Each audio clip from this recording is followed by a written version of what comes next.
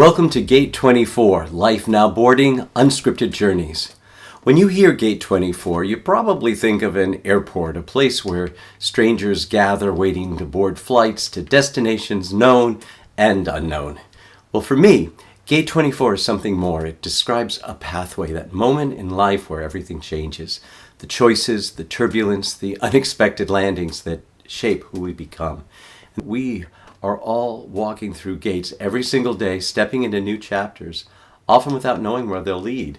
And that's exactly the kind of journey that Gate 24 is about. Not just about what we do, but why we do it, the spark that keeps us going when life gets hard. Whether interviews with a variety of special guests, conversations with people navigating their own powerful journeys, or from time to time pieces of my own life, adventures, reflections, or moments that just felt too meaningful not to pass along. Because life doesn't always follow a script. I'm so glad you're joining me as we travel together. This is Gate 24, Life Now Boarding, Unscripted Journeys.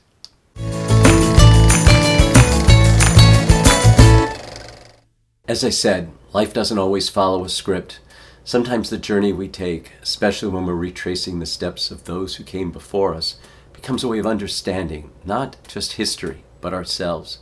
This is a special edition of Gate 24.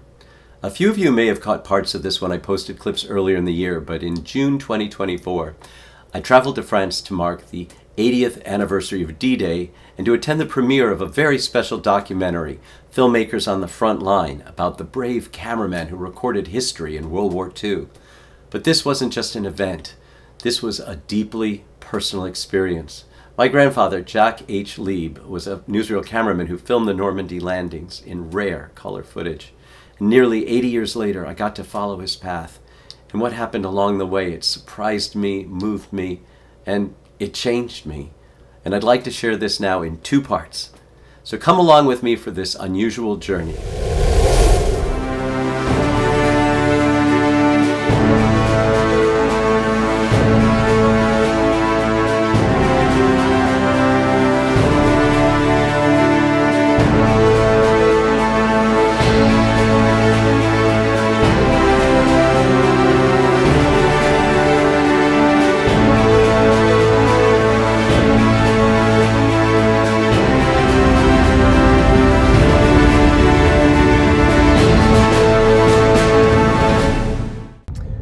Hey everybody, it is now about 10:13 and I'm on the way to Washington National Airport, and we're stuck in terrible traffic, so Craig has been so gracious to take me to the airport, but we're going to go to the Greenbelt train station instead, and I'm going to take the metro and then go from DC to JFK, hang out there for a while, and then onwards to London. So that's the update for now. I'll be glad to get out of this traffic. Talk to you guys later. Bye. So I made it to the metro in Washington, D.C., and then got on a smaller plane from DCA. Takeoff was really awesome. It was overcast day, but just exciting to be en route. The route took us over Boston and New England, across the Atlantic, and then over Ireland, right into London. Got to sleep a little bit on the plane here and there. It was an overcast day, but when we broke through the clouds, really a spectacular view of London coming in. It's 7 a.m., a little bit after in London, England, and we are heading through into customs and immigration. So next stop London, and then tomorrow back at Heathrow for a flight to Paris and on to Normandy. So I got into town, and my hotel was very kind to let me check in early so I could get a couple hours sleep. Today is going to be a gentle day before, I guess, all the excitement heading on to the whole D-Day documentary business. But for today, meeting my friend Jenny and her son Rafe, and we're going to go to the Tate Museum, and then have some dinner at Joe Allen's with some friends for my birthday. And that'll be it for today, and more to come later. Thanks for following this along, everybody. Hey everyone, I'm here at Heathrow Terminal 4, just waiting to board the Air France flight to Paris for the premiere of the documentary.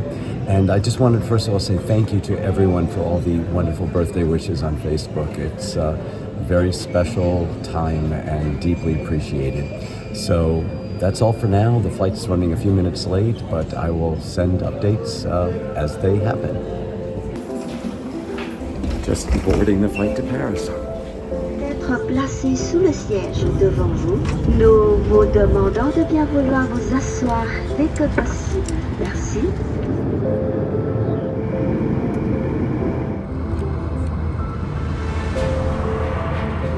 So here at International Arrivals, and just waiting for Dominique Forget, the filmmaker, to pick me up. He's parked the car and a quick flight, and waiting for the next step in this adventure.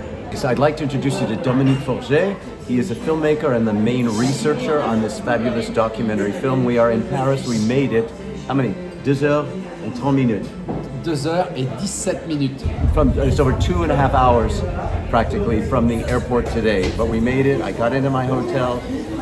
The flight was quick, and so that's it. So we're gonna have a toast and eat something, and I think it's a busy day tomorrow. We have a premiere, yeah? Yes, in Musée de la Libération de Paris. The Museum of Paris Liberation, Place d'Enfer Rochereau. So if you're in Paris and you're seeing this, you've got to show up. And if not, we will take pictures and we will share this to everyone. The entrance of the museum is free, and we will show the documentary at 2:30 p.m. That's it. All right. Bonne nuit. Bonne nuit. Cheers. À votre santé. À votre santé. Good morning. It is a very cool and gray day in Paris, walking across the River Seine. It is beautiful, though, to be in the City of Lights, and there's a lot of construction going on here because of the Olympics coming up soon. So you'll be able to see if I turn around here that everything, the scaffolding is being built. There's the La Tour Eiffel, the Eiffel Tower in the distance.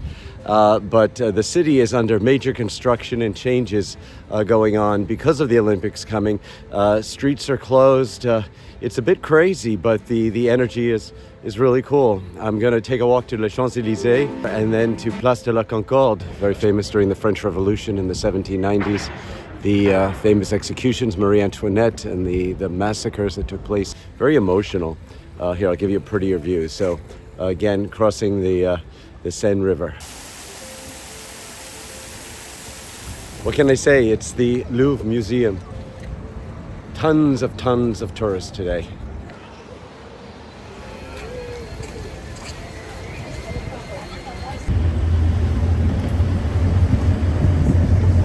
And behind me is a statue of Charles de Gaulle, and this picture of him in the uniform, the newsreel photographs my grandfather took right here on the Champs-Élysées on the day of the liberation of Paris. That's what it looked like. That was where this is from. In 1944. I mean, incredible, retracing his footsteps. Okay, I'm here at the Museum de la Libération de Paris, and it finally hit me, right, the power of all of this. There's the sign, Jacques Lieb, Cinéaste de la Libération de Paris, and Robert Marshall, petit-fils de Jacques Lieb, journalist Robert Marshall, the grandson of Jacques Lieb, to do a Q&A and to meet the people who are going to come and see the film. So this is an incredible museum that is here in tribute to the liberation of Paris, World War II. Really amazing people. Dominique Forget va nous présenter son travail et nous avons le grand plaisir, le grand honneur d'accueillir avec nous Robert Neal Marshall, qui lui est le petit-fils de Jacques Lieb, un des cinéastes dont vous allez voir l'histoire et surtout les images. Merci pour l'opportunité. C'est comme mon grand-père est vivant encore pour moi. Et j'ai dit, quand je regarde les films et les photographies, c'est comme je vois vendre les yeux de mon grand-père. Le port a été complètement détruit. Il est en ruine et l'ampleur de la dévastation n'était pas connue avant leur arrivée. Ce sont ces images qui ont été filmées par les reporters et qui ont été vues à travers le monde. Ouais, Mais il faut sourire. So I'm here with Dominique, mon ami Dominique, and we had a really amazing screening this afternoon in Paris, and the Q&A was really remarkable. And now we're driving to Normandy, and I'm really wiped out and tired. I think both of us, we need to get some sleep and ready for tomorrow. There's going to be a paratrooper drop. I understand that they're going to reenact in Normandy, so that'll have to wait to the blog tomorrow, because obviously we need to record it before I can show everyone. You can tell we're tired, so I'm going to end this now. I hope you've enjoyed today's installment. Thank you again for joining us, and see you soon.